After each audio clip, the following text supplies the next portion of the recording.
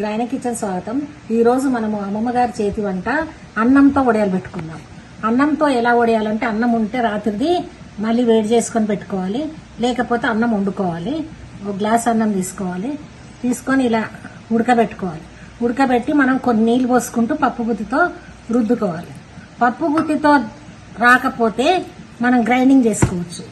ఇలా రుద్దుకొని దీంట్లో మనం కొద్దిగా ఆమ్చూర్ పౌడర్ వేసుకుందాం. ఆమ్చూర్ మామిడికాయ పౌడర్ లేదా టమాటా వేసుకోవచ్చు, రెండు లేదని వేసుకోవచ్చు. మనం ఇక్కడ ఆమ్చూర్ పౌడర్ వేసుకుంటున్నాం. ఇలా ఆమ్చూర్ పౌడర్ కొద్దిగా వేసుకుందాం. వేసుకొని ఇందులో పచ్చిమిర్చి గ్రైండింగ్ వేసుకుందాం. పచ్చిమిర్చి 6 పచ్చిమిర్చి గ్రైండింగ్ చేసిన నేను. గ్రైండింగ్ చేసి ఇలా వేసుకున్నాం. వేసుకొని నువ్వులుంటే వేసుకోవచ్చు, ఉప్పు వేసుకోవాలి. వేసుకొని ఇలా కొంచెం ఉప్పు వేసుకుందాం.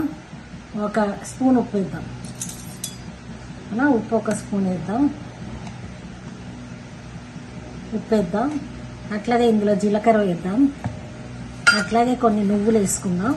ఇష్టం ఉన్న వాళ్ళు టమాటా కూడా వేసుకోవచ్చు. నేను ఆమ్చూర్ వేసిన కదా, పులుపు కోసం అవసరం లేదు. ఇప్పుడు ఇందులో ఇంకొంచెం ఆమ్చూర్ వేసుకుందాం.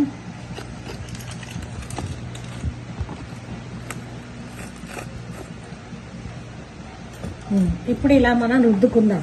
ఇలా రుద్దకపోతే మనం గ్రైండింగ్ చేసుకోవాలి, మెత్తగా రుబ్బాలి. ఇప్పుడు రుబ్బిన తర్వాత చూపిస్తాను. గ్రైండింగ్ చేసుకున్నాం లేదా రుద్దుకోవాలి. ఇలా గ్రైండింగ్ అన్నా రుద్దుకోవాలి. ఇప్పుడు నీళ్ళలో మనం అద్దుకొని చేసుకోవాలి. నేను ఒక ప్లేట్లో నూనె రాసిన, ప్లేట్లన్నీ వేసుకోవచ్చు, లేకపోతే మనం బట్ట మీద అంటే తడిగుడ్డ మీద వేసుకోవచ్చు, లేకపోతే ప్లాస్టిక్ కవర్ మీద కూడా వేసుకోవచ్చు. నేను మీకు చూపిస్తున్నాను చూడండి. ఇలా తడి పెట్టుకొని ఇలా మనం చిన్న చిన్న అప్పల్లాగా వేసుకోవచ్చు. ఇలా అప్పల్లాగా వేసుకోవచ్చు. వెండిన తర్వాత ఫోటో పెడతాను. ఎండలో ఎండబెట్టిన తర్వాత ఫోటో పెడతాం. ఇలా చిన్న చిన్న అప్పలు వేసుకోవచ్చు, లేకపోతే ఇలా చిన్న చిన్న బడీల్లాగా కూడా వేసుకోవచ్చు.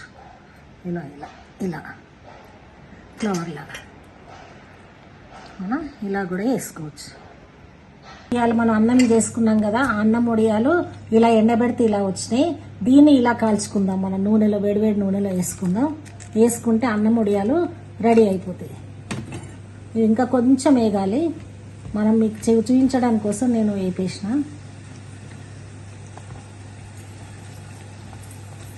ఇలా వేగిన తర్వాత మనం తీసుకుందాం.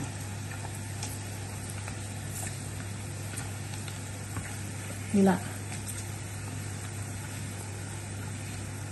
మలుపుకుంటే మనకు అన్నం వడియాలు రెడీ. ఎప్పుడైనా అన్నం ఇంట్లో మిగిలితే ఇలా వడియాలు చేసుకుంటే బాగుంటాయి.